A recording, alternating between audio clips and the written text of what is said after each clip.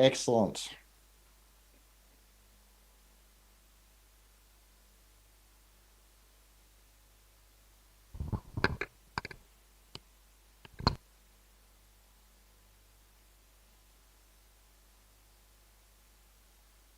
All right, we ready to start?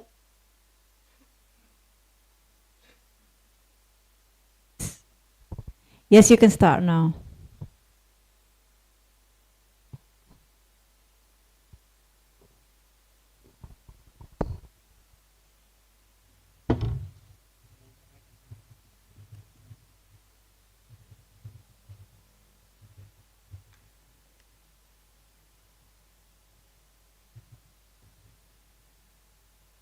But also other users of the internet globally.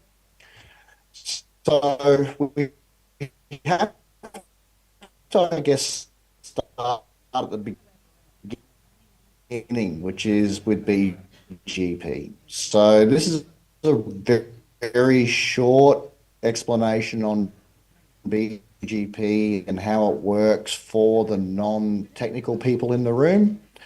So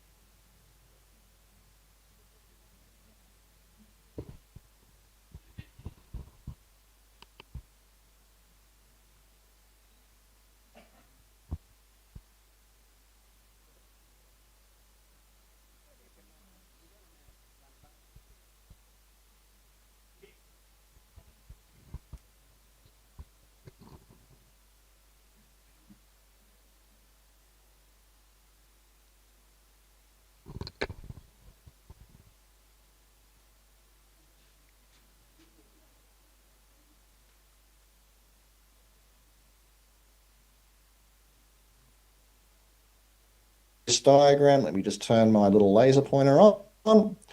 You can see we've got one autonomous system over here, AS6500. And on this side, we have another autonomous system, AS65001. So these are two separate networks. In between these two networks, we use the Border Gateway Protocol to exchange routing information between the two networks. So BGP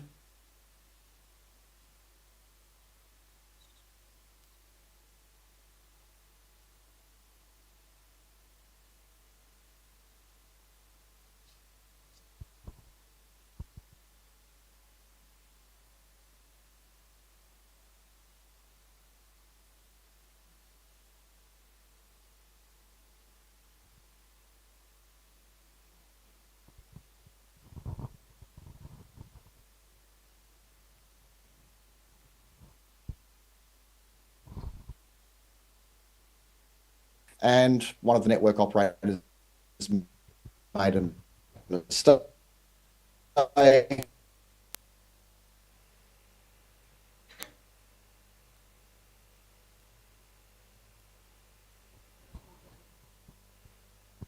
Hijacks are some ways which we can break the internet. So this is where BGP security best practices help us. It prevents things like service outages for our customers. It makes global routing security better for everybody. It also protects your network and other networks as well. And the most important thing is it ensures that we have routing stability. If the routing table or the internet is not globally stable, we have random problems and random issues with connectivity from one point to another. The other big issue we have around this is trust. How do I know that somebody on the internet is being honest about who they really are?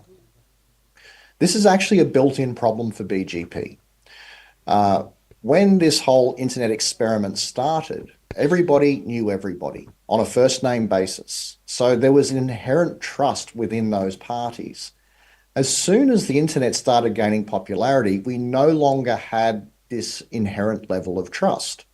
We don't know every user or every network operator on the internet.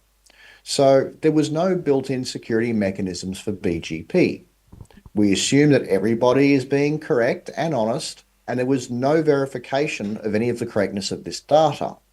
So we had no protection for message integrity or authenticity. There was no validation of any particular autonomous system to announce any specific prefixes. There's also no verification of path attributes, so making sure that the other bits of information we're sending within our BGP update messages are actually really yours. So there was quite a few standards that were brought about to try and deal with this. So there were many, many attempts at trying to get some security best practices.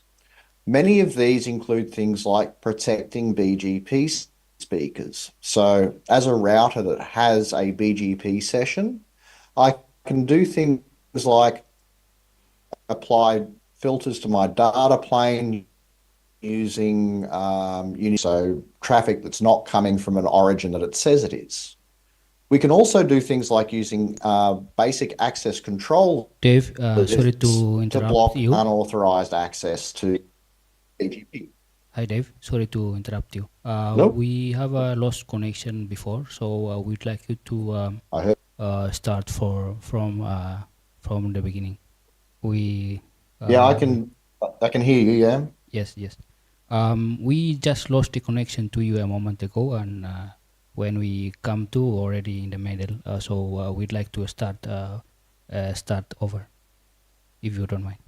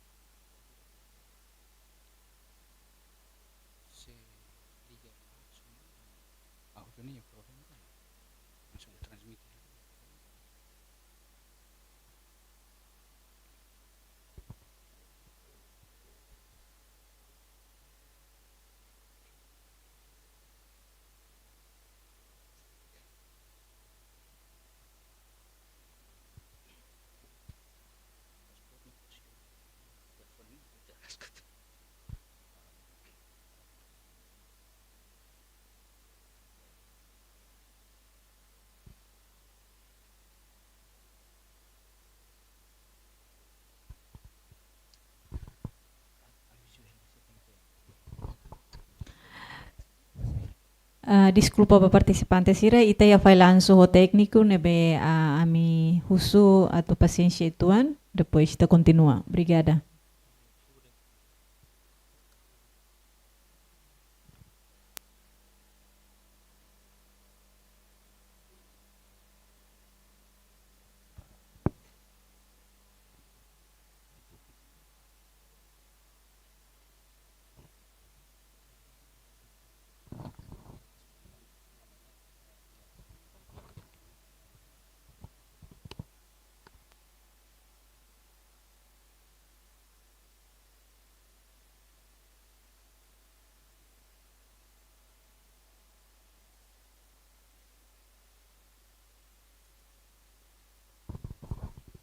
Dave, can you hear me now? Yes, I can hear you. Oh, we are really sorry. We lost connection to you a moment ago, and then we come to, and it's already on the middle of your presentation. We would like Right. you to start over, if you don't mind. Start again. Sure. How far back did we get to?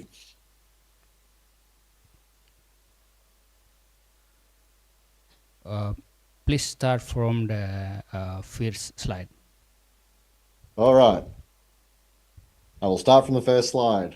If we don't get it through it this time, we might. I might just have to come and do it in person next time. All right. So Welcome to Don't Break the Internet, or BGP Best Security Practices That Matter. My name is Dave Phelan and I am from APNIC. So we probably have to start with BGP. So what is BGP? BGP is the Border Gateway Protocol, and it's the protocol we use on the internet to connect networks together. So in this diagram here, you can see I've got three different connected networks, AS100, 200, and 300, all interconnected. So we have two flavors of BGP. We have IBGP and EBGP. So an autonomous system, we'll start there, is just a network that has the same administrative boundary and similar policies. So here we have this network AS100. We have three routers connected together, and they're using IBGP to communicate between the routers within their autonomous system. EBGP is where we're using the Border Gateway Protocol to connect different autonomous systems. So here we've got AS100 connecting to AS200. If we extrapolate that out, we actually have a much bigger network here. So we've got two different autonomous systems. We have IBGP inside here in AS65000, and we have IBGP over here within AS65001, and we're then using EBGP to connect the two networks together. Now, why is this important? Well, misconfigurations can cause problems and large-scale disruptions on the internet. So an operator making an error in their BGP configuration can have implications for operators around the world. Things like prefix hijacking, leaking routes, or just not having filters, BGP session hijacking. These are just some ways we can actually disrupt the internet for either a small sector of users or a bigger chunk of users. So some of our BGP security practices will do things like prevent service outages, also enhance global routing security, protect your network and the networks of others, as well as ensuring routing stability and trust. But how did we get here? So BGP has a problem, and it's not so much a problem in that it creates issues. It's a problem that when the internet was still just an experiment, everybody knew everybody. So the people who were operating the internet knew each other by first name, and there was this implicit trust with everybody. There's this assumption that everybody on the internet, in terms of routing, is being honest and correct. There was never verification of the correctness of prefixes or any AS paths. So there was no protection for things like message integrity or authenticity. There was no validation of the AS's authority to announce the routes, and there was no verification of the actual path attributes. So we'd built this problem out of popularity. If the internet hadn't taken off and become as popular as it has, this would not have been a problem. So there were many best current practices to address some of these vulnerabilities. So one way is obviously protect our BGP speakers. We can apply data plane filters to block spoofed traffic coming from networks that are pretending to be somebody else. We can also use things like basic access control lists to block unauthorized access to the BGP TCP port 179. Now, I did a quick check this morning before I did this presentation, and in Timor-Leste, there is 122 routers out of several hundred, about 800 that I can find, that do not have any filtering on port 179. We can also do things like securing our BGP sessions. So we can use MD5 or TCP/AO to do authentication with our BGP peers. Ideally, if your platform supports TCP/AO, that would be preferable as the algorithms are stronger than they are for MD5. And the other nice thing with TCP/AO is we can do key rotation without actually disrupting the sessions. Route filtering is also an important thing to do. So making sure that the routes that we're receiving and the AS paths we're receiving are actually correct. So doing things like denying bogons is a good thing. We all good?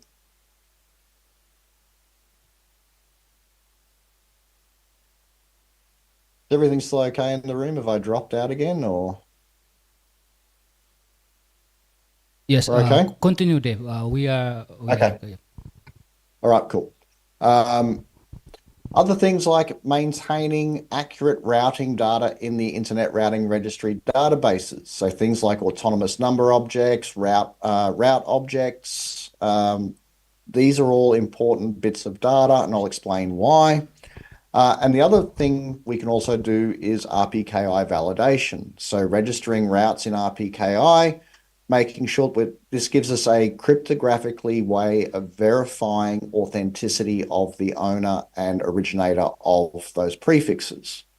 The other thing we can also do is deploy route origin validation to reject those invalid routes. So number one, using BGP session security.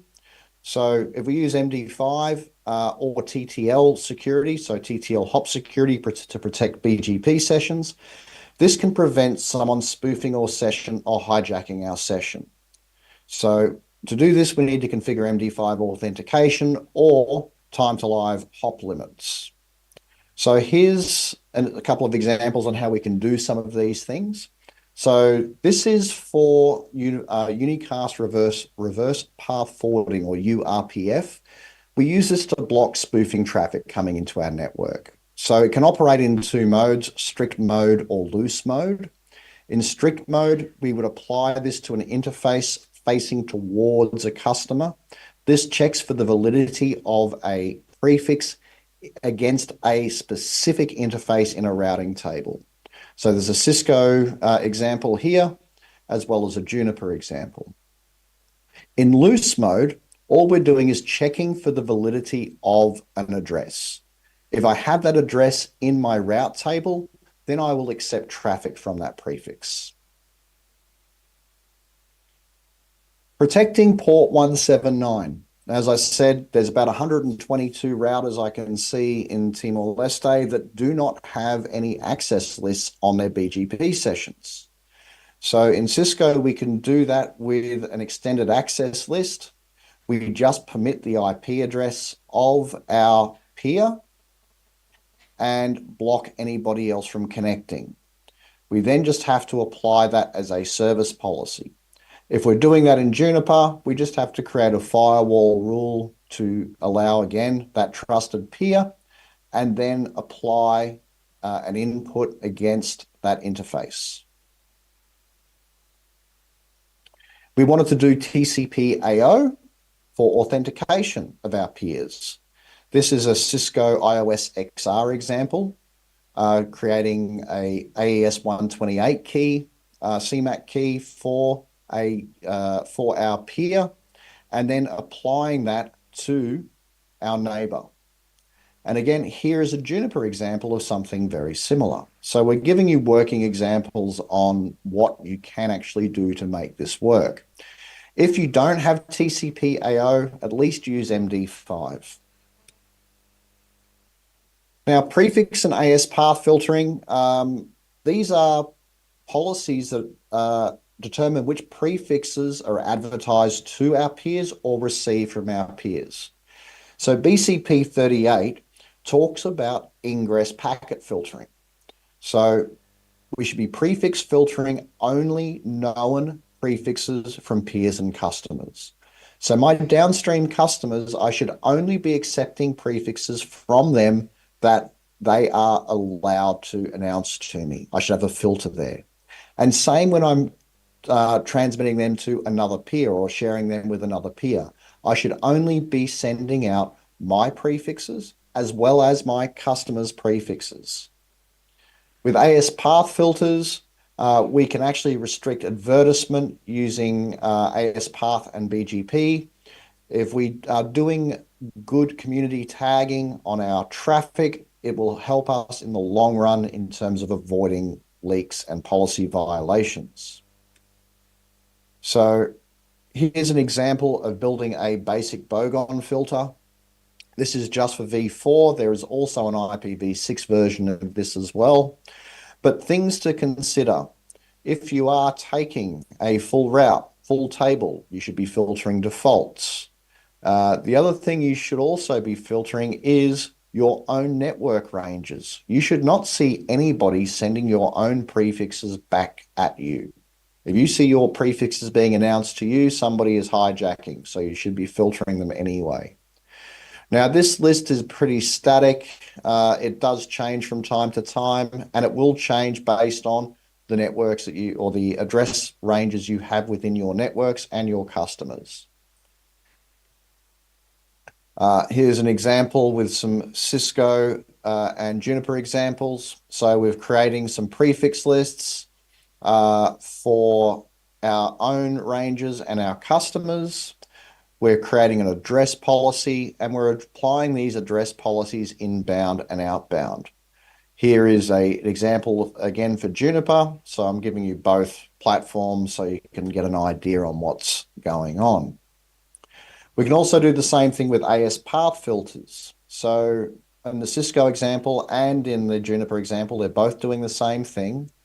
We're building a couple of access lists. So we're permitting anything from our that originates from AS65001 and then denying everything else. We're also permitting in a separate list anything that we originate from our own AS as well as our customer's AS. So we have a downstream customer, and then we deny everything else. So again, in my neighbor sessions, I have a filter with a list in and a list out. Inbound, I'm only allowing traffic from AS65001, and outbound, I'm only letting my traffic and my customer's traffic prefixes go out.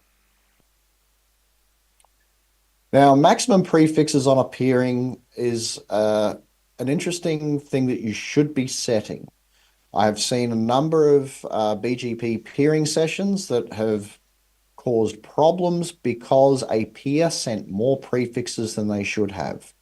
We've seen multiple instances in the last 15 years where a peer of another ISP has announced the full internet routing table and tried directing traffic towards them, or has caused an issue on their router. So their router might not have had enough memory to take all of these routes.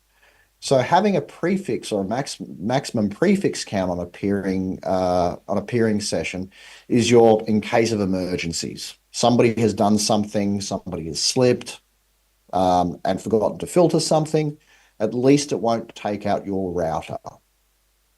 So we can do this again in Cisco or in Juniper.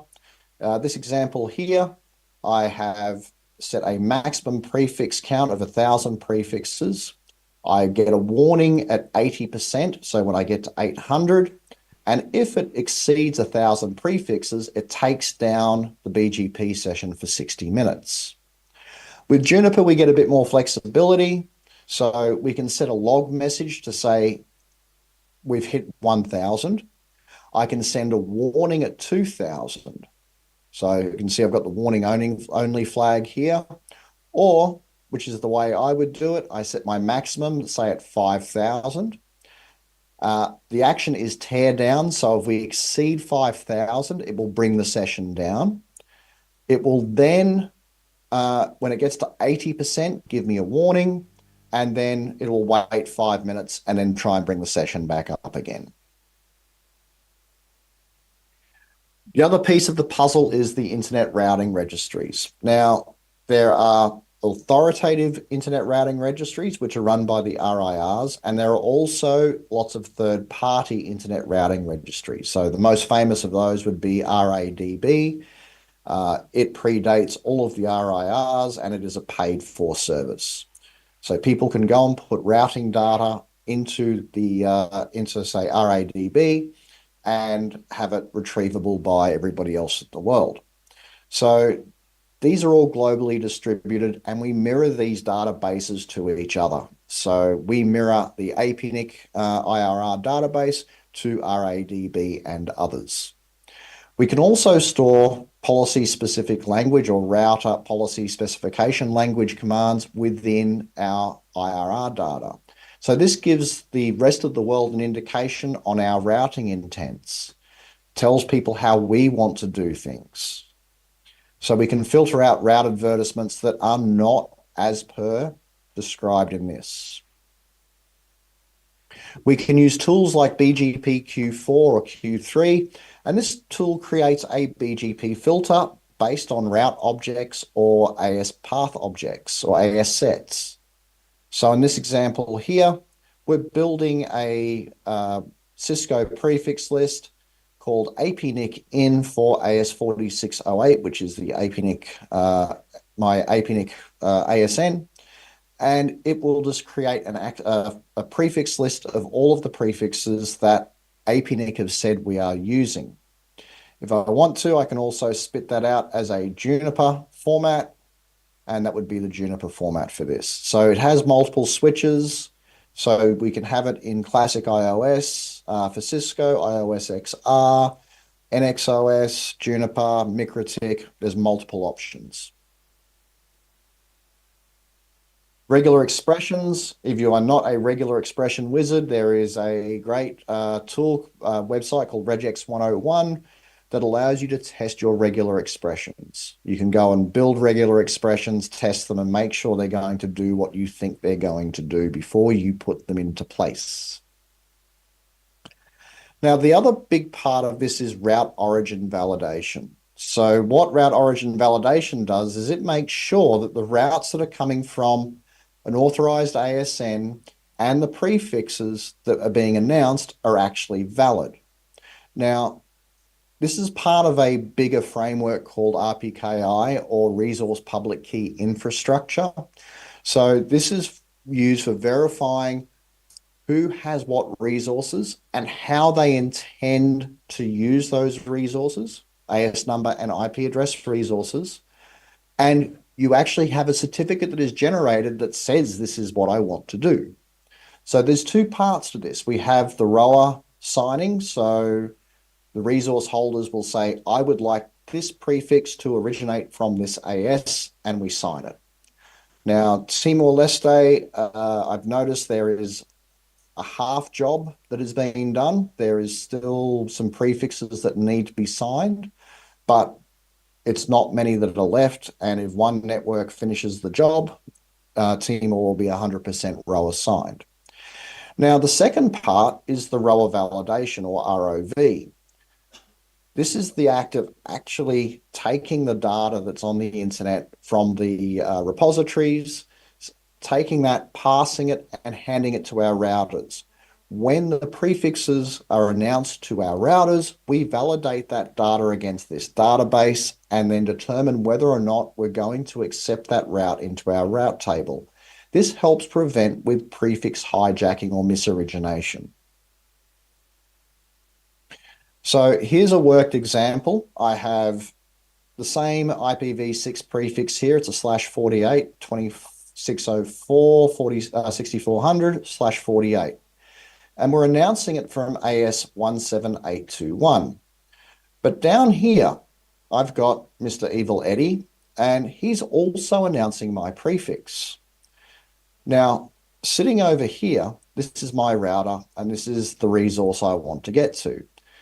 So for me to get to this router via my legitimate path, I actually have to go through 3 AS hops.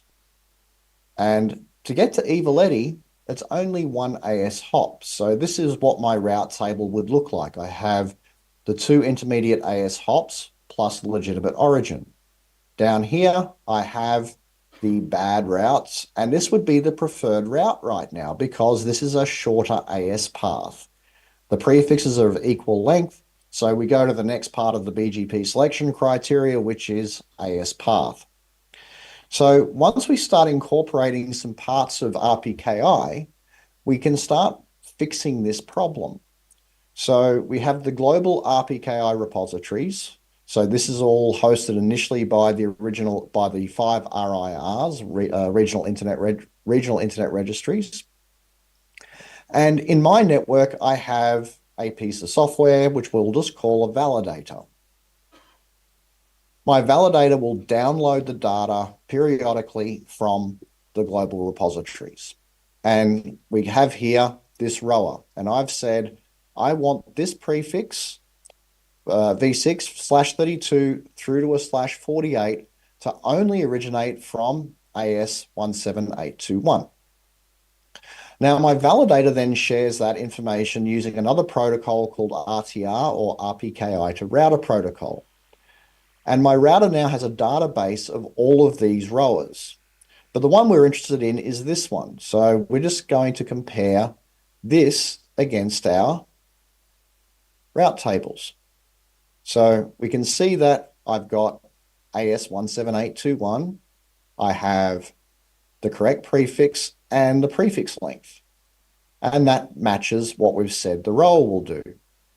Down here, we've got Evil Eddie announcing from a bad AS, but with the correct prefix. So this now becomes an invalid announcement. I would then have my router apply policy that would drop this announcement, and I would only have the correct one in my route table. So in short, what you should do, you should be filtering. Filter everything. Filter your inbound, filter your outbound BGP sessions. Review your prefix and AS path filters. Make sure they are correct and up to date. Do simple things like setting max prefix limits. This helps you in the long run by making sure that nobody steals your default or nobody sends prefixes to you that you shouldn't be getting. Do things like deploy RPKI validation. If you haven't already signed all your rowers, please finish signing your rowers. You have Lulu in the room. She can assist you with that as well. She can take you through the MyAPNIC portal to actually do that, as well as securing your BGP sessions. Trust no one. Monitor your BGP announcements. Use things like external looking glasses, route views, to go and have a look at how your prefixes are appearing to the rest of the internet. And that is all I have for you. If we have any questions, I'm happy to take them. If not, Lulu knows how to get a hold of me, or I think Jerong's still in the room. Talk to my people there and they can put you in touch with me if you have any other questions. Thank you very much, Dave. Anyone from participant want to ask any question? Feel free.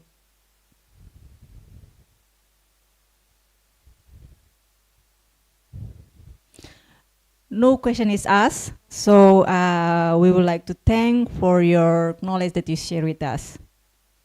No problem at all. Thank you very much. I wish I could have been there in person, but unfortunately I have other travel commitments this week.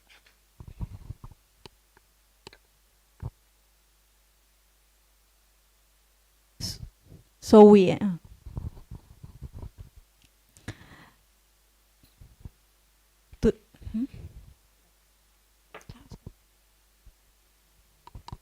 Tuirmai ita continua ho Signor Andreu Muller, who's the Ionized CEO and Managing Director. Nia say halo apresentação com a high fidelity detection with honeypots.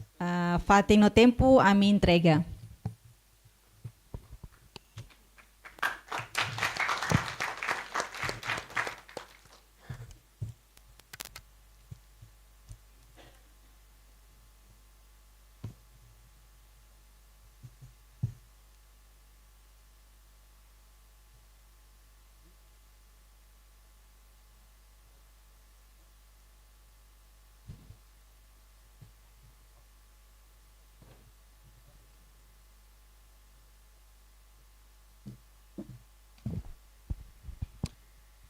Bon dia. My name is Andrew Muller from Ionize. While we're waiting to get up the slides. Yeah, I wanted to thank everyone for their hospitality. This is my second time to Timor-Leste. It's been a lot of fun. I sat through the workshops yesterday. Apparently I was a legitimate participant. I've got a certificate to prove it, although my participation was low. What I'm going to be talking about is probably most helpful to those who were in the workshops, but it will be useful to others as well. I'm a pragmatist. I'm a practical person. What that means is I try to make things very simple. So if there's, this is a complex field, as we saw over the last 2 days through the workshops. Network security is incredibly complex, very complex. So we need to try and make and do things that are very, very simple. As we saw through Dave's presentation, BGP security, that cooked my noodle. Very, very complex, obviously very important, but yeah, always keen to find very, very simple ways to improve network security. Are we getting closer to getting the slides up?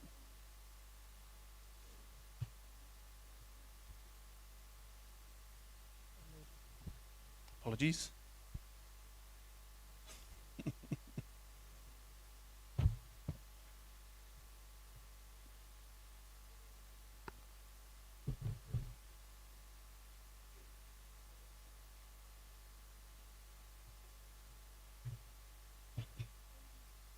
Sorry.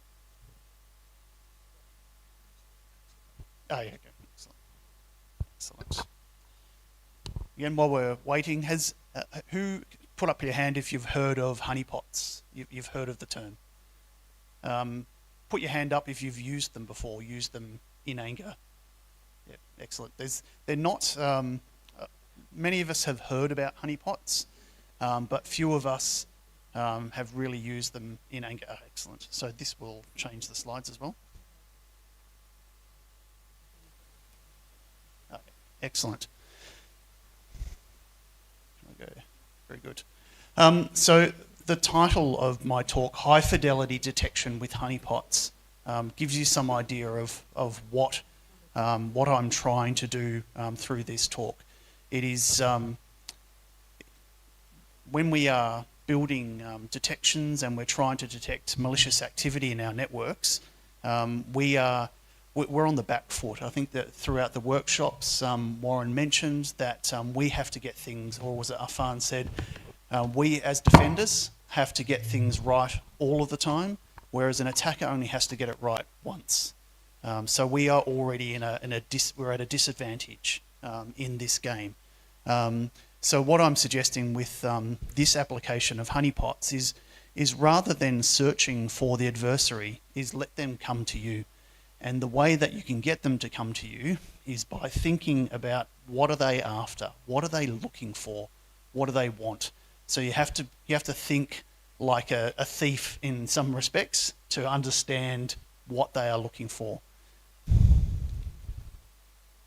So we're constantly trying to detect malicious activity. So there was, through the workshops yesterday, setting up log repositories, collecting the logs from firewalls, from servers, all of your devices in your network.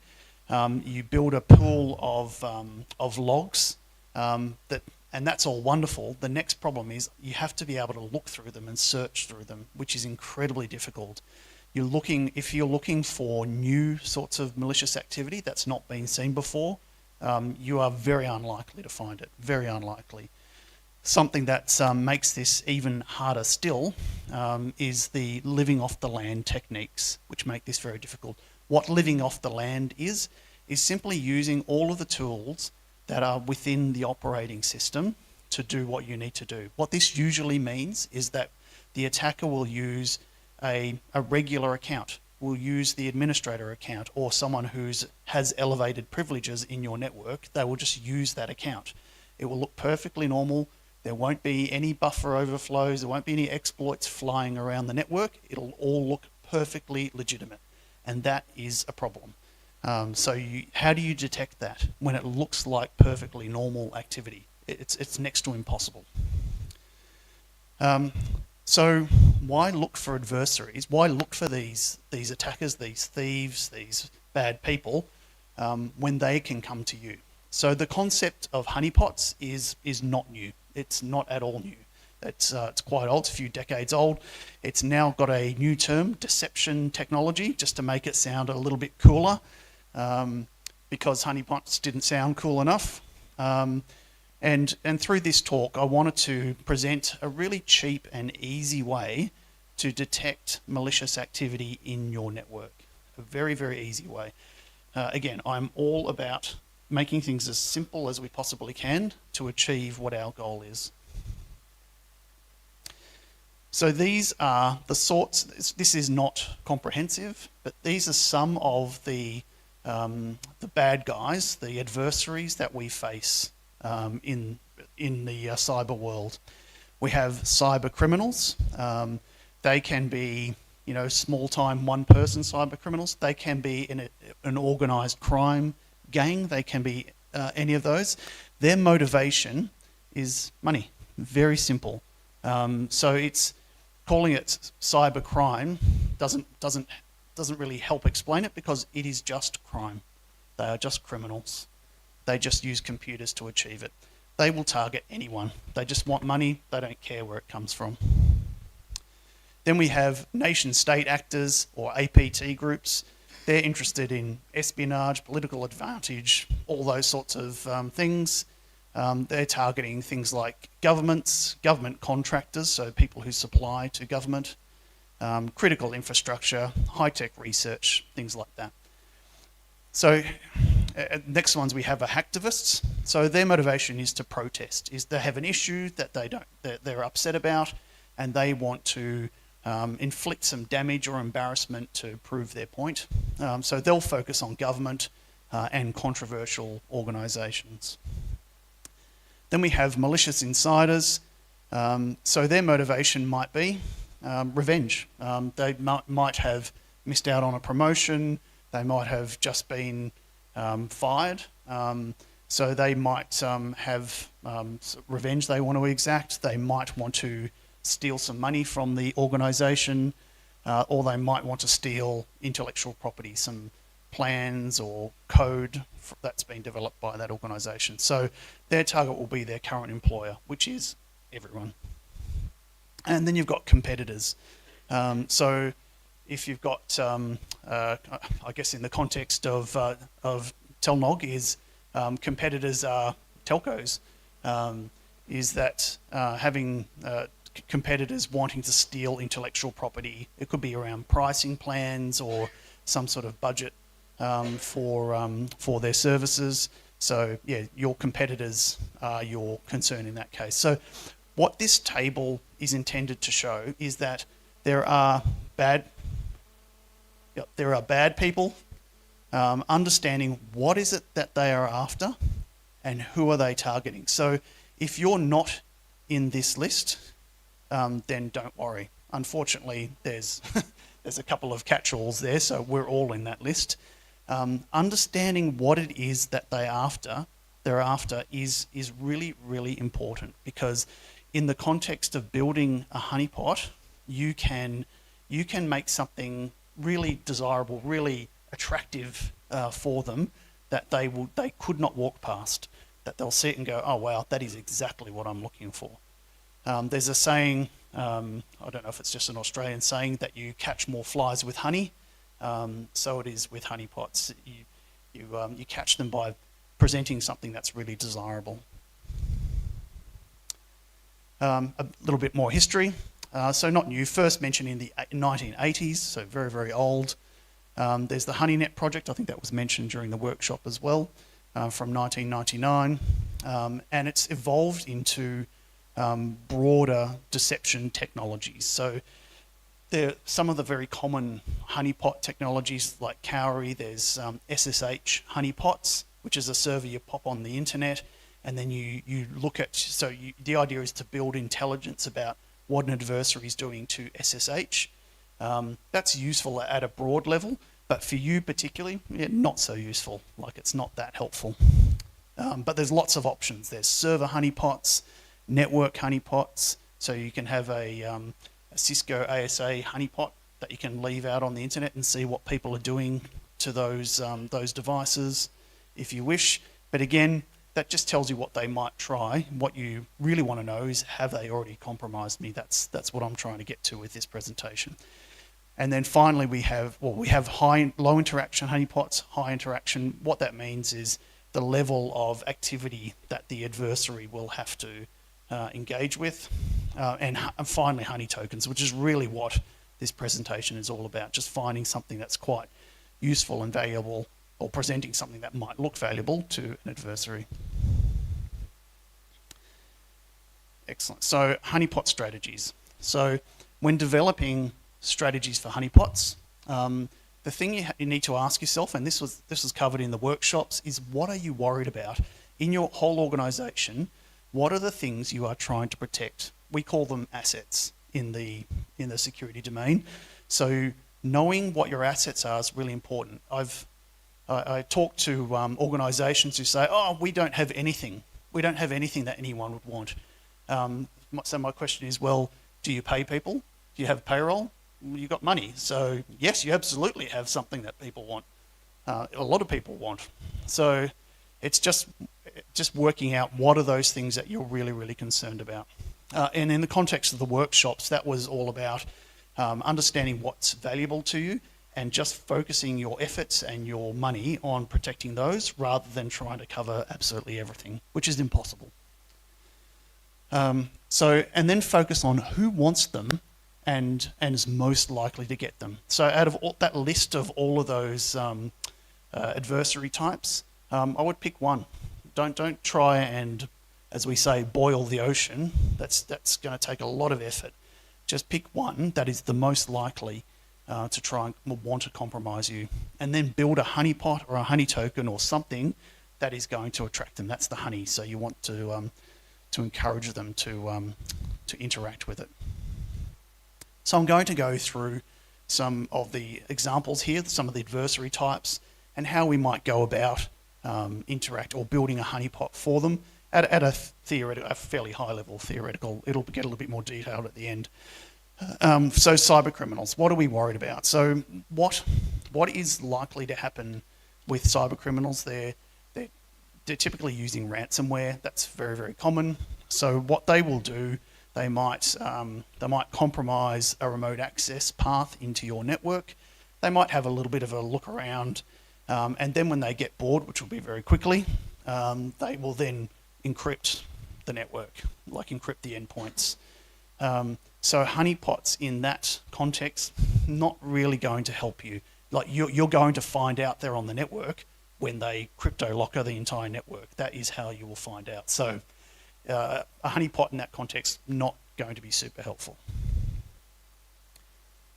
Nation state actors, they will want to have a very detailed look at the network, because they'll be looking through for very secret stuff.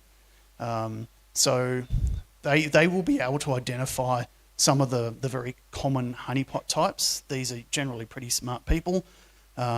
They will figure out the cowrie honeypots and all the other honeypot types, because they'll look a bit odd. So probably not going to be, and it's a lot of effort to set them up as well and to maintain them. So honey tokens in that case are really cheap and easy way to catch these people out. And the way to do it is to create a file that is called, or a folder called secret or confidential, and you just fill it with some files that have the name that would interest them, and maybe put some rubbish text in there, whatever it might be. You just want to encourage them to interact with it, to access the file. As soon as they open it and see it's rubbish, or it's maybe not as sensitive as they thought, they'll move on.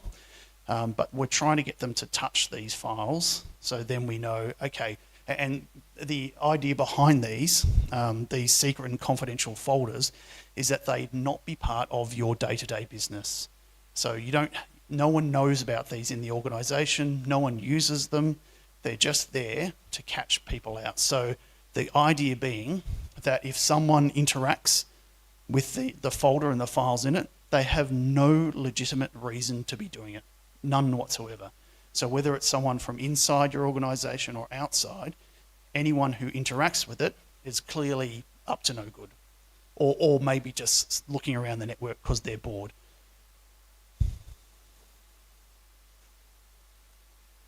In the case of hacktivists, very similar, except they won't identify the honeypots. They'll be probably lower skilled. They will have a bit of a look around the network. They'll be looking for things to support their cause, to embarrass the government or an organisation. Again, honey tokens, very, very easy to deploy, and you'll do something similar. So if you're worried about a particular hacktivist group, whatever issue it is that they're concerned about, could be they object to a war in a certain part of the world, so you just create a folder that says, I don't know, war in Gaza or something like that. Something that's going to interest them with some files, and then they will interact with it. Again, those files and those folders, they're not part of your day-to-day business. So people in your organisation would generally not go there, and so no one has any legitimate reason to go there, unless they're just, again, sniffing around. Malicious insiders. So honey tokens are very, very helpful for malicious insiders if you're concerned about it. They will they're not dissimilar from an APT in the level of skill and understanding of the network, because they work in the organisation. So they'll have a look through the network. So they could just, if there's an open file share, they might just start rummaging through, looking at files that are in there. And if they find something that's labelled secret or confidential, or payroll, or anything that is of interest to an employee, then they will interact with it. Then the next thing you have to do is go through and understand from that person, okay, did you mean, understand, were you just curious, or did you have malicious intent? And that is actually a little bit harder to establish, but at least you know that they were looking. Competitors, again, very similar. So what I'm building up here is a bit of a picture that using honey tokens, using files in this sort of way is broadly applicable, not for everything, but it's a pretty useful way to find out that there's someone on your network who is up to no good, whether it's an insider or whether it's from someone from outside. But it's one of the most simple ways to determine that something's going on your network, because we get through IDSs, through network intrusion detection systems and firewalls, we get thousands or millions of alerts of things, this could be bad, but most of them aren't. So I call that a low fidelity alert. That's something that is not going to give you confidence that it's actually legitimately bad. If someone interacts with these honey tokens, these files, it absolutely is bad. Or someone curious, so it may not necessarily be bad, but generally you've got there's no reason they should be there. So it's a very, very good way to figure out that someone's at least looking around. So how to do it? So like I suggested earlier, you set a trap with something desirable.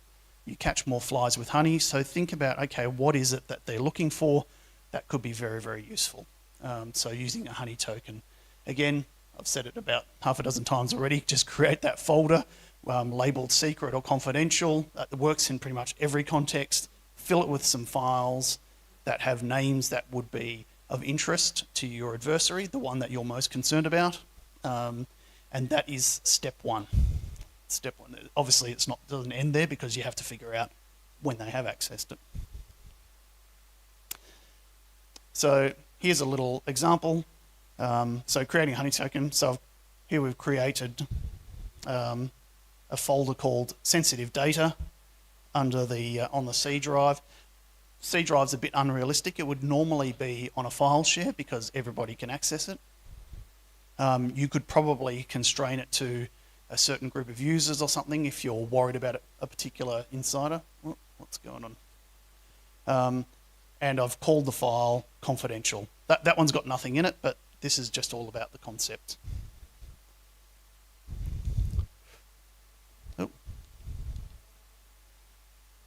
And this is where it actually, so this example is based on Microsoft 365, the cloud service for those that use it. There's obviously other ways to do this, other technologies that people use. I've picked the one that, at least in my context, is very, very common, a ubiquitous technology, being Microsoft 365, but your example might be a little bit different. But essentially, we've got here a search that is looking for that file that I've created, so that's sensitive data. If we go back, we've got sensitive data confidential, and we're looking for when the file's been accessed for that file name. So we can run the query. It's called, in Microsoft land, it's called KQL, Custo Query Language. We could just do a one-off search for that, but that's not terribly helpful because we'll forget and we get busy. So what we want to do is turn this query into a detection rule. So we use that query, that KQL query, that one back there, and we doesn't quite show up on the slides very well, but you can then, once you've constructed it, you can build an alert from that particular query. So every time that file gets accessed, you get an alert within the M365 portal. So very, very, very handy way, very simple way to just get some high fidelity alerting within your network. So if someone accesses something, you'll immediately be alerted to it. Again, there'll be instances where it'll just be someone who's curious, who's just sort of bumbling around the network, who's, I don't know, got a slow afternoon or something at work, and it decides to start looking around file shares. But more often than not, it'll be something that's legitimately bad activity. So that's essentially what I'm suggesting here. We've had lots of, through the workshop and through the other presentations, very, very detailed ways to go to, I guess, prevent breaches. This is all about detecting these sorts of breaches in a way that is as simple as we can possibly make it. And I'm interested in questions from Abral about, as a red teamer, how likely would you be to fall for this, to fall into the honey trap?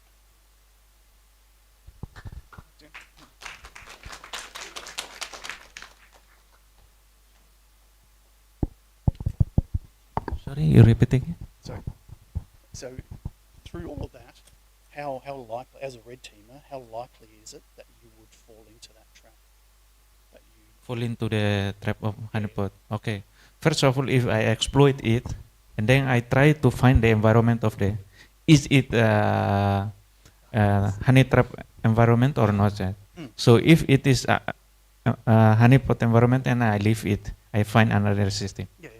That's so, what. Yeah. So if it's a honeypot environment, like a cowrie server, So but if there's a file like a honey token, how likely do you think you would be to access that if you're looking around? You've compromised an endpoint, Yes. and you're looking for, to demonstrate impact to the organisation. Would you easily fall into that, do you think? I don't have experience about honey. What Honey token? Or honey Yeah, I fund, know. yep. But about the open source, I have experience with it. If I exploit it and I read some process there that related to the honeypot, and then I skip it. Yeah. Like Kipo in for the SSH. Yep. So I leave it and I find another system to exploit. Yeah, very good. So that's a really good example of what I was saying earlier, that when you're using honeypots, that an experienced red teamer, as you are, would very quickly identify. He's not an APT, he's not a nation state hacker. He's just a good penetration tester. Would very easily identify a honeypot by the processes that are that are in that honeypot, which means that something like a honey token would be more effective. It's a better way to catch people like this out. So when an adversary gets onto a network, gets access, one of the first things they start doing is looking for what they can steal. So they will be looking and bumping into these files and accessing them, which will then generate an alert for us, and they won't be aware of it. So, yeah. Thank you for that. I just wanted to sort of prove the point that it can be quite an effective way and very easy and cheap to determine that you've been compromised.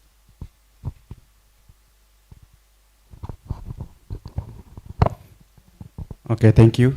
So, can you share us the best practice we want to implement in our local network? Thank you. Thank you.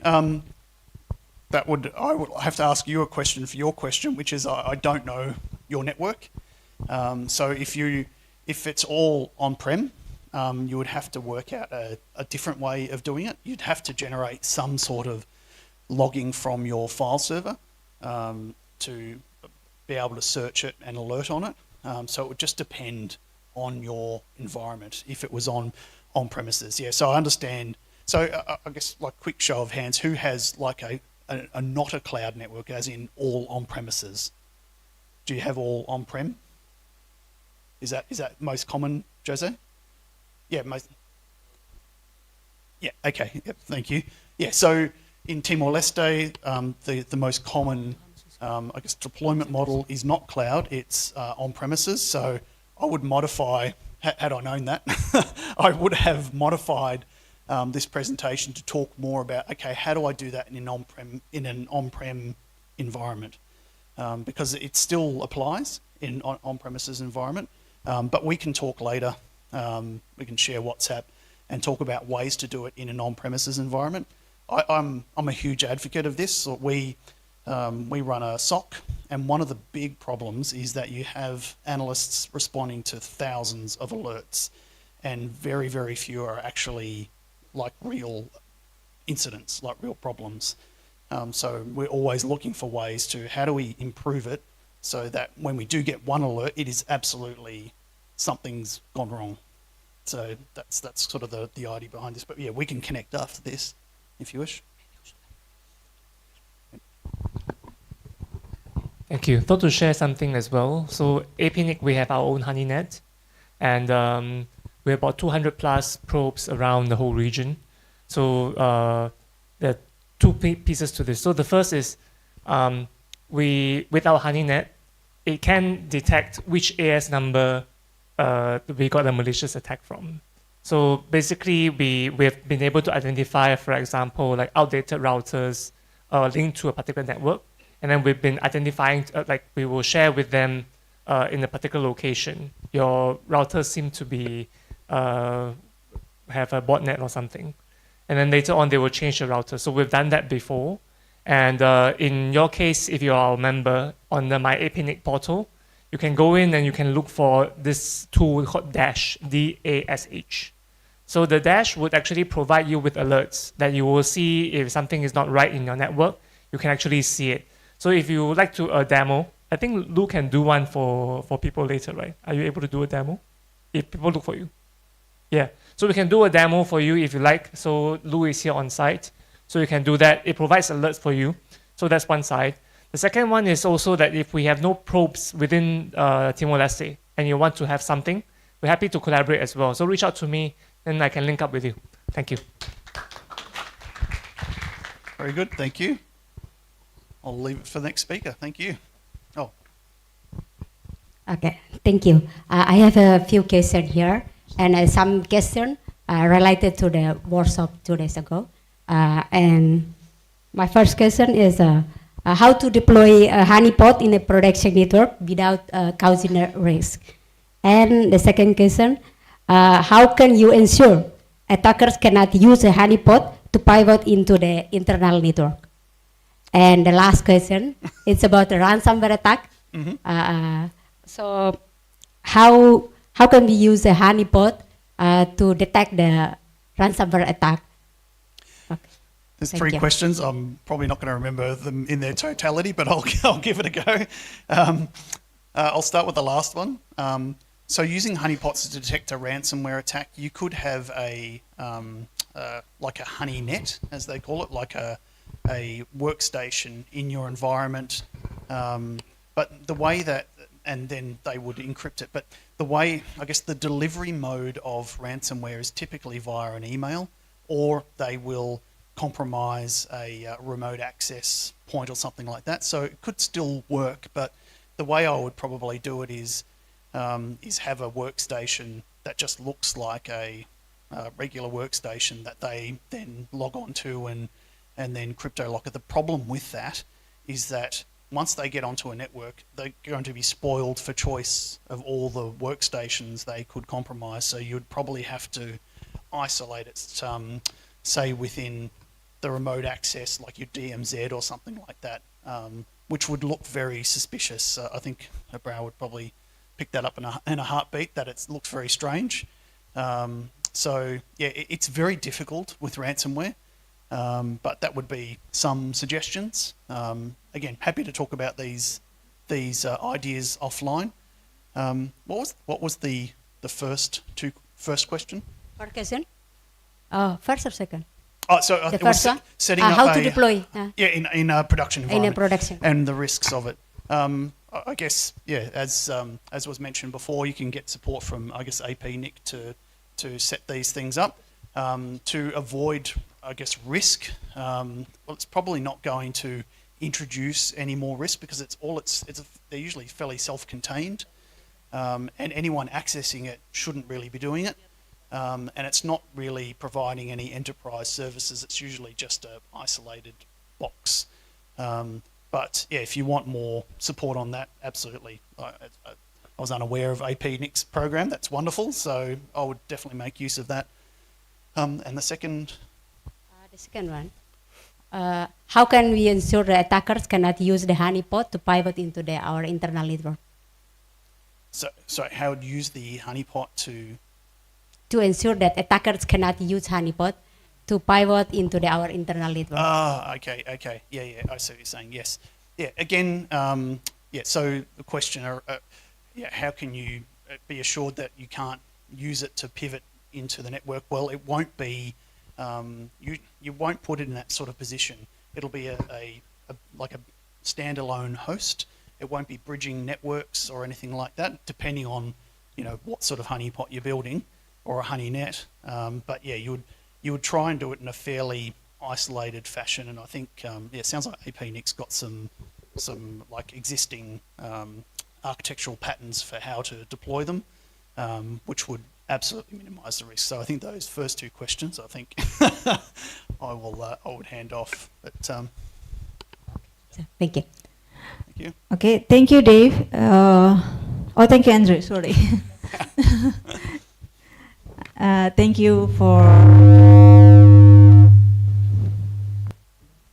the knowledge you share, and thank you for Mr. Jia for some information that we can work with APNIC if we need. If we are a member of the APNIC, then we will work with them and then to settle our honeypot in our office. Thank you.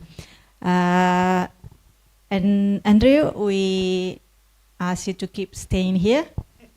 We have ties and token to give to you and a certificate of sponsor as well. Thank you. And we cordially invite Mount Zedias to give the present. Thank you.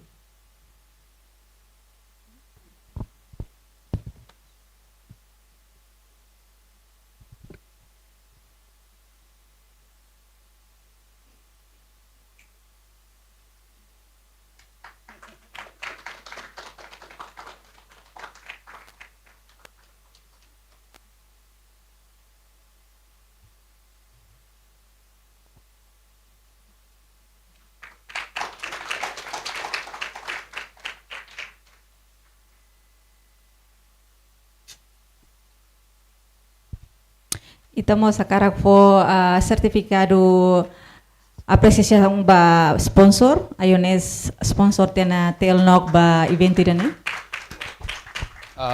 Before that, I would like to say that usually we left this thing to the last part because unfortunately Andre has to leave us early to catch his flight to Australia. So we have to hand over his first. Thank you for your understanding.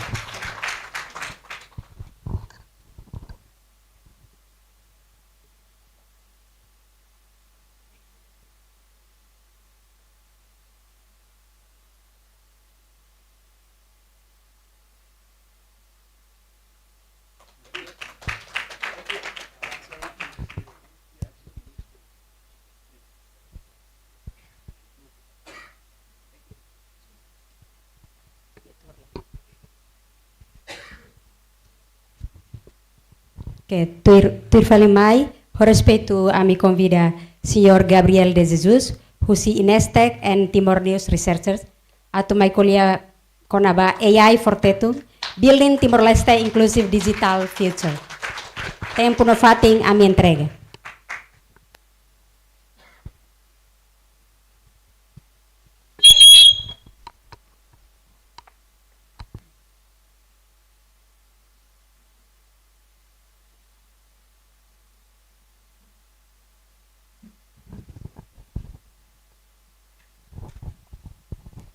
Boa tarde, baita hotu. How lao se manebe ho background network security ne beita se la kwela kono ba network se la kwela kono security ita kwela fil bot selo. Ene beita se kwela utuan kono ba NLP, IR, AI utuan. Ama bintensaw ihane atu payo ita bot sira o insama kita halo investigação no lori resultado investigação ne pa ia inovação. Ida nema ponto principal ne bema how ia momento ida nakarak payo be ita bot sira.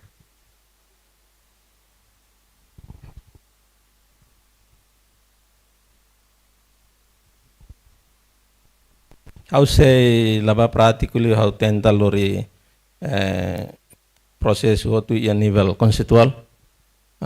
Depois se ita pode ser interesse ia parte balu ita bele conversa ia almoço ia café ita ia ne bele contato malo.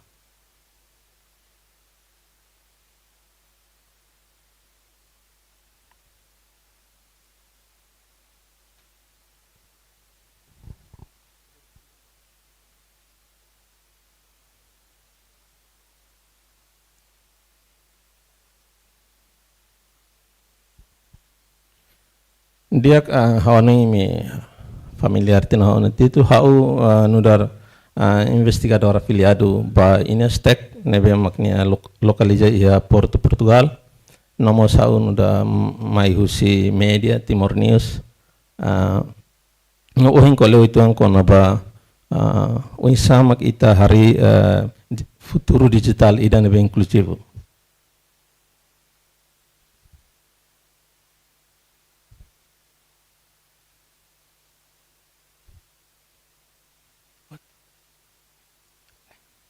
Dia kau hanya presentation se faheba parte hat no hau keda so introdução.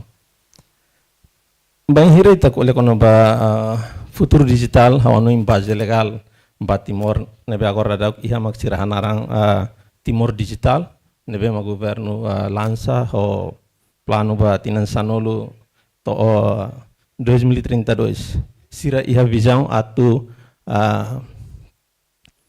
atinge governo digital to ia negasi civil vai mahotu to ia suku nomo sira karak cria ekonomia digital ida nebe mak inclusivo nebe mahotu bele acesso ba ia oportunidade no mercado global. Ia sera documento de katak sira set defini pilar 5 nebe sira considera hanesang komponente principal no sira hatete katak ida nebele atingi ho eficiente no eficaz bahira apoio ho legislação regulamento habilidade digital ICT no nomos infraestrutura nebe adequada. Sira ia sira relatório mos hatete katak sira dadaune halona estudo de viabilidade, depois nós avaliação ba iha condições infraestrutura ICT iha município sira mos alo expansão ba iha infraestrutura sira, depois desenvolve portais aplicação fundamental sira ba iha e-government nós iramos alo ela formação ba iha as habilidade iha digital, nós ira promove consciência com a e-government leadership workshop e daí magbuat nós ira halo no ita consegue acesso. Mas bem questão mana bem hira ita ko le com a digitalização digitalização não passa loss. Nebe tu irhone hanoi bem hira ita ko com digitalização ita ko le com a EMA. Bem hira ita ko le com a EMA ita ko le com a lian nebe EMA ne ko le. Ia kaju idane ita ko le com a tetung. Tamba sira ma tetung tamba hanesa inta tene kata tetung ne lian nebe mak lian official lian nebe mak EMA para ko le. Tuir dados sensu ia tinasano liba quase 79% husi população Timor ko le tetung. Ita ia sensu tinantul liba mebela ia relator nebe ma relata ko na ba indicador EMA nebe ko le tetung. Tetung hanesa inta tene kata tetung bele conecta EMA cultura ou tecnologia. Tetung hanesang Lia Nacional ba inclusivo, tetung bele conecta cidadão ao governo, tetung hanesang identidade cultural, tetung nos hanesang base ba inovação no AI, bem hireta ko ko na ba soberania digital ita tem ser ko ko na ba tetung. Ia momento irane ia oportunidade irane hokarak pahe baimi kono ba recursos irane be existe batetum algoritmia dataset coleção ba avaliação nomos baseline nebe mai tabele usa ia investigação depois ita colemos kona ba ia protótipo nebe mai ta implementa hodi hare o insama to enebet tetunha presença ia AI ia inovação ikus idane nomos protótipo balon nebe maita halo hanesang experiência ori haturu hau kole kono ba fundação hanun kata kimi balong conheço na labrain nebe balong conheço labrain hanesang protótipo sa aplicação mai be yana hokar yang kata labrain laos det produto labrain ne esforço ida nebe mak ita halo hodi halo avanço ba ia investigação no inovação ia tetun language technology ihane hau se hatu ba imi unsa labrain hahu to hamus inovação nebe uluk na ita kriya labrain crawler nebe mak ni hanesan software ida ba collecta dokumen sirau si web ho forma automática nebe ita iane iamos GitHub nebe ma embela acesso depois iamos paper nebe ma explica di aklitang kono ba idane hamuto ko idane ita mos desenvolve tetun tokenizer banhira me aprenda kono ba information retrieval NLP imise hasoro se conhece tokenizer, nós estamos IAB modelo ida hodi conhece língua, bolu language identification model. Bem hira ita ko kono modelo ne modelo AI, okay? Hau ida ne buat ina ne bemak halo claro tia parba oin de modelo então modelo AI, okay? Depois estamos ia labrain 30K plus ne dataset ida ne be mai usa labrain crawler hodi collecta o web depois da processa no ita produz. Dataset ni contém 33 cerca de 33.6 mil documentos neve corresponde a 12.3 milhões tokens words. Okay. Estamos a documento irane cobra se 2001 to 2023 balun la presente tabela. Mas documento sa barak iha 2020 banhira hamos COVID. Nebe tena documento sa makasi ya neba. Ia documento barak liu ko na ba governo Timor Leste ou então ho buat barak nebe ma concentra iha dili. Nebe nemak realidade tena documento nebe mak iha web. Nebe ma iha tetu.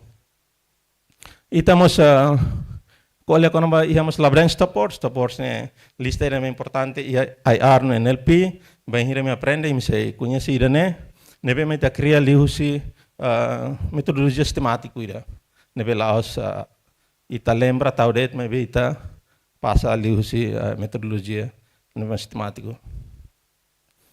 Itamos ia labrar stemmer na nesang técnica ida nebe mak importante mos ia information retrieval ho NLP nebe mak ita cria baseia ba itania karakteristika linguística tetunya anda sang imatene ya tetun iha apóstrofe iha hyphen depois mos to 40% husi tena tetun ne empréstimo husi língua portuguesa ita iha afixo nebe mak tetun nativo de sufixo nebe mak ita empréstimo português nomos tetun nativo. Baseia ba característica tena língua ita desenhamos temer ho variante tolo. Nebe mak nini algoritmia disponível ia GitHub bele acesso ba hira hakarak aprende depois mos ia paper nebe mak explica claro li kono baidane. Itamos ia naran labranha avaliador na nesang coleção teste, nebe ma ita usa hodi avalia efetividade husi sistema pesquisa, okay, search system. Nebe ia nebe det iha qualquer área bem hira ita karakatu halo avaliação sempre ita iha coleção teste hodi avalia capacidade husi modelo nebe akurasi efetividade ia kajuidane efetividade.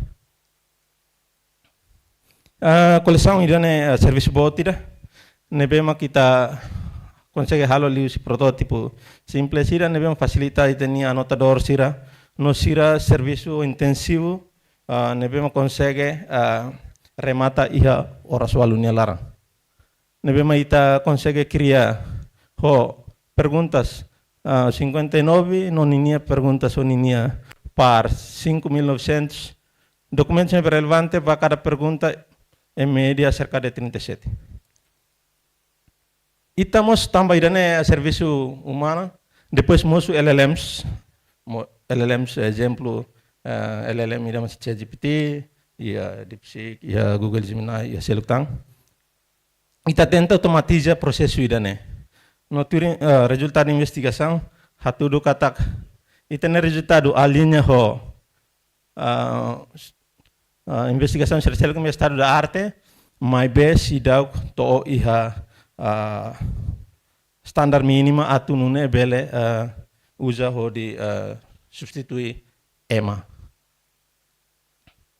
Ho usa recursos sirane ita desenho investigação ida nebe mak ita hakarak atu atene estratégia ida nebe mak efetiva liu atu ita bele desenvolve solução ba pesquisa batetum, ou seja, se ita buka ia qualquer plataforma digital lia puang hotetung no ita hakarak atu het na informação nebe ita buka estratégia ida nebe los mak efetiva liu hori corresponde baidane ita ia halo setting oin conforme ita nia característica te língua nia no ita haremos itamos analisa yang ineficiência ita resultado haturu katak banhira ita kokoho dokumento na título na conteúdo resultado haturu katak banhira ita hasaitia keyframes ita consegue atingir eficiência 30.76 relativo ao baseline. Ita halo experiência no ita hatete hare katak por exemplo nidane bolu cut off 10 nebe ia Google search ita bebe bolu blue links nebe resultado ikus primeiro sanolo nebe mai nebe ia tetung banhira ita prioritize idane mak strategia nebe efetivalio. Ou seja, durante o pré-processamento ita site apóstrofe kapata tolang itine tetung no events depois a indexação no search idane efetivalio ho modelo retrieval no ranking idane modelo nebe mais específico yan ba. Conseguimos melhorar a performance e efetividade to ya basic 31 usa métrica e dane nebe métrica ba e information retrieval. Itamos tenta unsa sekar idane técnica tradicional nebe ita usa modelo probabilístico. Unsa se ita usa modelo sira nebe ma treino tiana. Depois modelo sirane aplica diretamente para tetung. Depois modelo sirane mos la ia dados nebe treino modelo sirane la inclui tetung. Ita akar hareto ia nebe capacidade de transferência, conhecimento husi, capacidade modelo nya husi lian nebe nya la conhece no ita aplica ba eneba ita akar hare nia capacidade to enbe. Ita halo estudo com aba unsa ita representa documento nomos estratégia ne ita ia zero shot ne yang kata ita aplica diretamente ba eneba la halo buat fine tuning la halo treino depois selok mak ita halo hybrid ne combina ida ita haretiana ne ho resultado husi aplicação direta dane. Ita aplica o documento título, documento na conteúdo, mas pelas conteúdo ita usa LLM udi halo te sumari.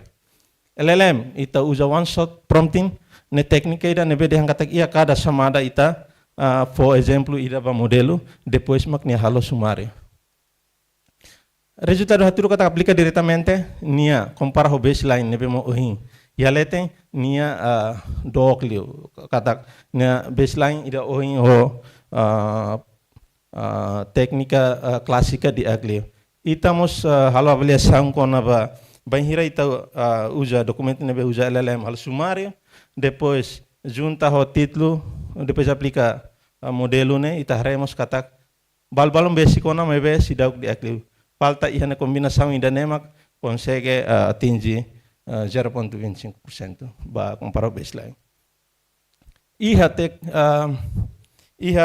técnica selok makita uja dual tuning parameters. Ya parameter 2. Depois ita combina documento na título ho na conteúdo ita consegue retang melhoramento to 4.24 relativo ao baseline. Honinya statistical significance menos que 5%. Bem, hirei malo teste yang ketiga di aklian ba ita precisa medeho statistical significance. Oni dane buat statistika neda espera kata la estranho. Depois, como ita usa modelo pré-treinado, nebe honia processionado que neba iha ninia processo complexo ida ita iha questão técnica, então ita poti baseline nebe ma diakliu o ita hare no implementa iha protótipo. Nema com essa investigação ita transforma para inovação. Nebe iha ne ita halo crawling ita usa labra em crawler para coletar documentos web, depois ita indexa iha central repository no ita halo search hasuru idane. Aplica técnica sir nebe ita hare tena resultado makanya saya membeli hari, mau bela sesu ia labran.tl nebe online ita bele hari ia nebe kata kita buka no bele hetang dokumen tu nebe ita buka kala. Agora ita kole itu ang kono ba AI ita kole liba ia generative AI. Ia ne hokar hatudu unsama ita ne sam prototipo ida nebe ita implementasi rak ne arsitektura ida. Nebe mak nia compose tu husi retrieval ma ita hare dauk ne buka depois setan documento nebe ita kara buka augmented ne deang katak resultado si documento ita buka ne aumenta ba ho query então prompt ne pergunta me suba depois foba LLM para resposta tambah seda tambah LLM mesak nia iha nia bolu knowledge cut off nebe ma por exemplo ne treino to to tinang kotok se tinang agora makita ya presidente pong Antonia Husuban ya yang fal presidente itu. Então, mecanismo ida resolve idane mak ita aumenta foto documento husi atualizado husi web, depois ta aumenta ba iha prompt ne de parania bela por resposta veloz. Problema husi retrieval nya mak nia label generatif, ne ban sa intare kata buka full lista documento det. Problema husi generatif mak nia label iha informação ne bem atualizado, hanesang ina conhecimento oret iha momento ne bem mak dados ne uja oret treino. Então rak idane resolve questão idane.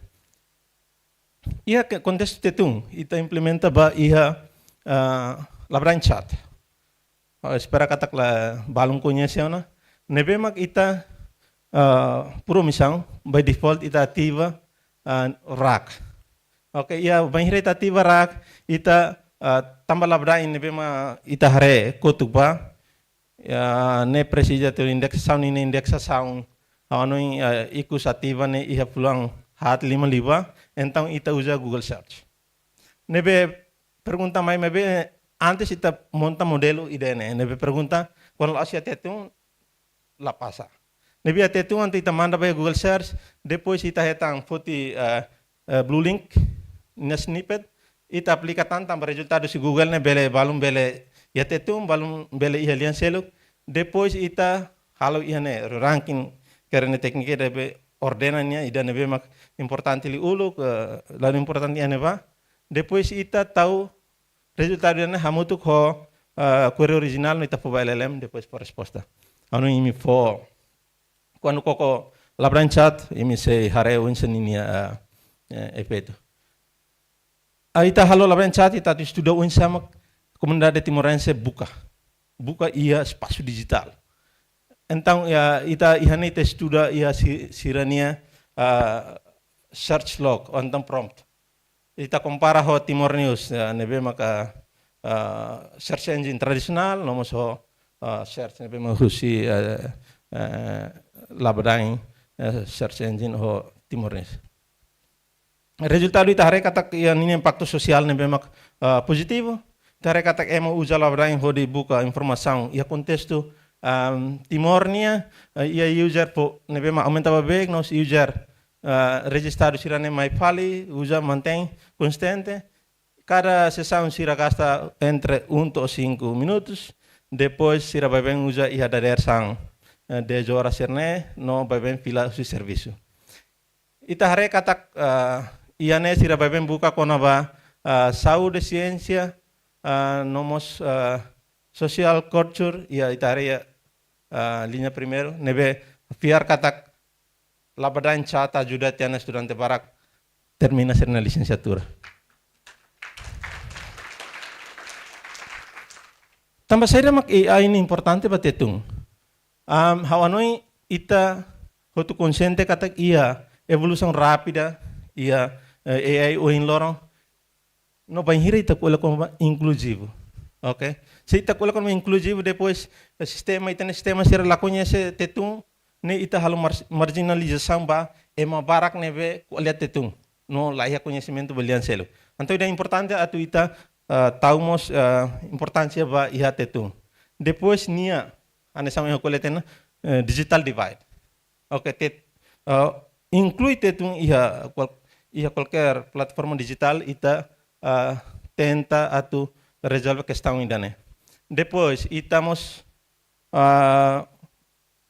knowledge transfer, husi modelo AI nebema global, mas ia ter às vezes ita labele referita lolos itania conhecimento local, ia expressão balung ia bem reto olha buat tidak intenção selo nebema ia diferença mas ema bolube culture aware nebe hal ini importante. Depois ita nós bele reforça serviço governo. Qual que e government depois está usando fatem sistema ou então sistema de informação tradicional.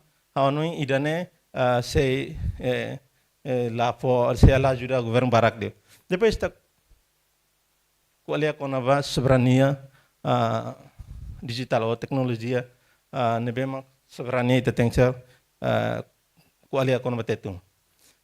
Ba oi, conclusão. Labrain hanesang conjunto recurso no ferramenta nebe mak agora dak ihana itare dataset ia hirakeras e algoritmia no ferramenta software ia protótipo nebe mak be ma sede tu instituição governo si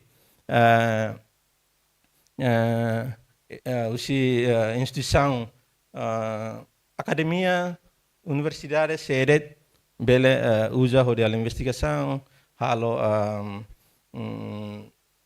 aprende honia com nova tecnologia sira ikusne nia disponível publicamente ia ineste no centro de investigação nia repositório nomos balon ia pai no GitHub ia ne bela acesso e tenha conhecimento sira ne valida li husi conferência internacional nebe mak conhecida ia área nebe ia una Google escolar ia neba quando ba paper se neba publica belele ia interesse depois contacto ita ajuda explica bamal dia klitang nebe buat nebe ita belfote magdian kata língua lian ne sabe ba inclusão ita kolha quando ba inclusão mas na fatin sistema serne ia inglês português nebe mai barak la compreende hawano inclusão la ia depois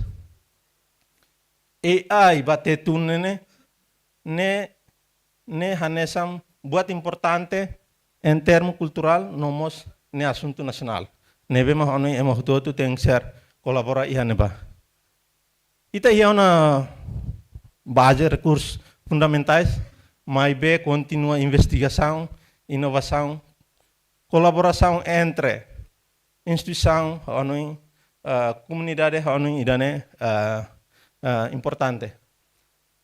Ita ya desafio balong, nebe ma itania dados, dataset limitado, iha limitação ba iha ema recurso humano, nebe ma ya conhecimento, quando vai dane ital iha instituição oituang la iha, nebe ma foca ba iha investigação no desenvolvimento ba tecnologia linguística, nomos ita Wituan liu la ia financiamento ba ia partida ne.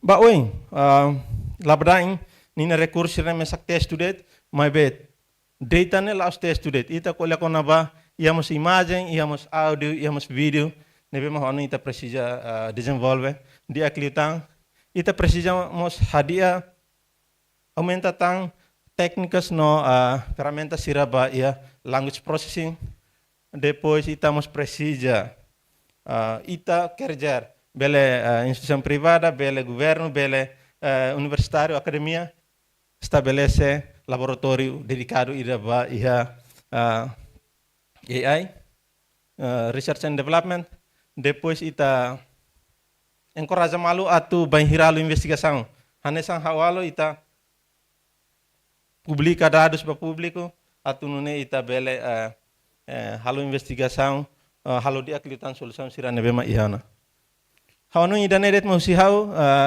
espera katak bele po informação balu nebema util ba ita hotu obrigado. Bien, obrigada, Mang Gabriel. Cari si participantes sira ya perguntas, me limita perguntas idadet, tambah questão tempo.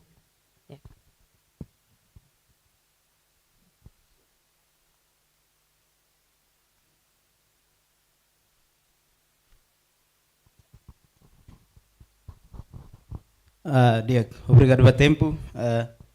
Primeiro, vou parabéns para mão, pelo menos foi na tabeliam pontapé de saída, né? O desenvolvimento tenetetu. Quero estudei durante o desenvolvimento da aplicação em Sirius Labadaine, desafio saída de mamão asoro. Tamba tuiri tau tu hatene. Itania tetu ne tohin Loron sida estruturado hodia. Itu saya desafios bar. Tetu ne beita kuliah iha itania instituição sira problem. Durante itania parlamento se neba debate, lá nessa tetu ne beita kuliah escola e pior sei diferente lutang o tetu ne beita kuliah mercado buat cerne.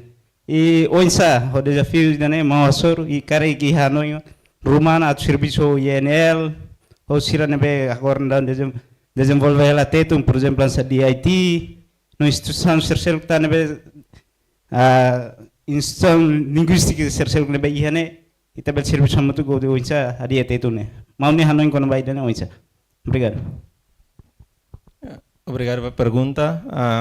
Uluk nanai au karya yang kata idane investigação nebe lori tina naruk tina hat nebe ma hau halo ane sam parte usia une PhD.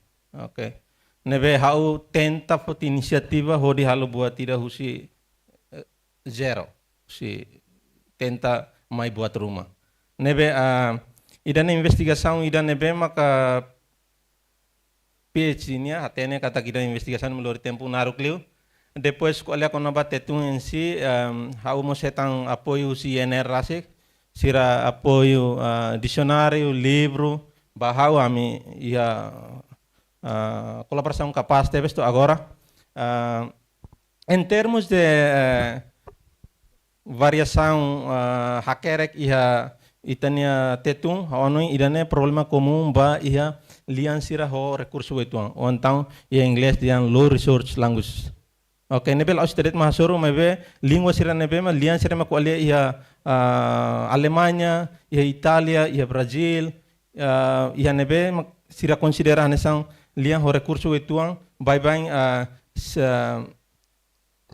sira ia problema ho padronização untuk standardization.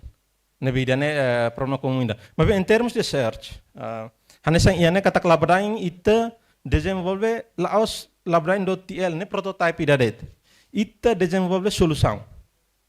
Sai nama solução. Solução kata solução nebe hanesang ita bele implementa ia qualquer plataforma digital. Nebe ita halo imne sistema rumah nebe mak hakarak buka tetun hetan resultado tetun solução labrain ia. Nebe me la presa alta investigação na ia solução nebe mak ita bele implementa pa depois bele halomos investigação continuação para halo melhoramento. Nebe bele implementa ia libraria, bele implementa ia arquivo nacional, bele implementa ia neberet. Bele implementa mos ia universidade sira imi akarakatu imi dokumen sira tetung akarakatu email batu ia tetung ita bele desenvolve search engine ida nebe mak bele buka informação sira no heta informação nebe mak ita akarakatu hetang. Nebe o insamak resolve problema com aba ortográfico hono idane problema linguista sirania. Okay? Ema linguista sirama bel por resposta idane.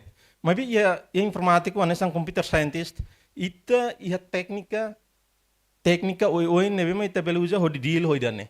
Deal o insama kita resolve problema ho variação ia ortográfico idane nebe ita usa no ita ia teknik wewen ia IR NLP nebe ma ita bele usa para resolver problemas sirane. Nebe NLP sei haunia area ia IR interseção NLP haten kata NLP ni parte si AI nebe ia nebe mas NLP lolos ne ita sei precisa jovem sira ita hotu nebe ma karek bele karak hetang explora oportunidade, awanu bel halu investigação ba ian ba. Wantu inta bela colabora bel halu investigação ba hiradet disponível hau hola parte sini Stack Portugal, hau ia equipa ne ba, hau ihane ita bela cola kono bidan hal claro letang. Obrigado. Diak obrigada Bang Gabriel, lebih mak pahaya na conhecimento amo tu ita, ami husu da fating ita atau manteng na fating da balai. Ya, com respeito, a mim convida Maung Abilio Bernardo Caldas, nudar representante usi Apnik Foundation hane, atu mai bele mai entrega token de apreciação notara tais. Ya. Introdução itu Maung Abilio nudar mos Apnik Foundation Switch Project Coordinator. Timor Leste ya.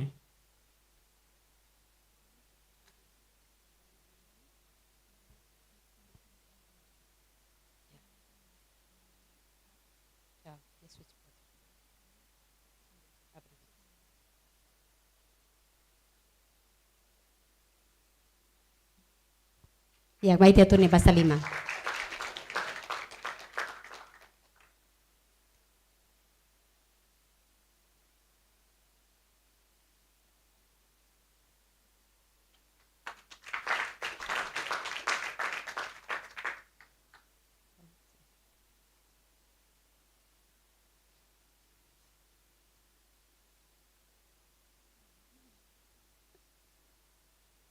Dia obrigada bele hola fila falifate.